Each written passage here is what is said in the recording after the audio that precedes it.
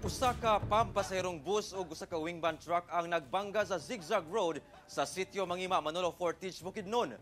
Pipila ka mga pasahero sa bus samdan. Ang detalye sa report ni James Paulo Yap. Daling gipang rescue sa mga personahe sa Manolo Fortich MDRRMO ug Barangay Tangkulan Rescue Team ang mga pasahero sa usa ka pampasahero nga bus paingon unta sa Cagayan de Oro City. Human gidaro sa kasugat niini nga wing van truck sa Zigzag Road, sitio Mangima, Manolo Fortich, Bukidnon, pasado alas 12 sa udto adlong Martes. Sa video nga kuha sa usa ka netizen, makita ang pagkaguba sa atubangan nga bahin sa bus samtang mibabagsab sa dalan ang wing van truck. Nakita na nila magkantos kabaw nga ni overshoot na ang wing van.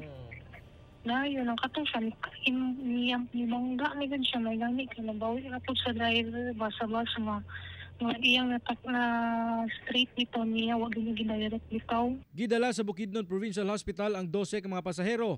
Lakip konduktor sa bus, hinuon luwas na sila sa makuyaw nga kahimtang. Sumala sa investigasyon sa Manolo Fortich Police nga danlog ang dalan ni adtong tungura.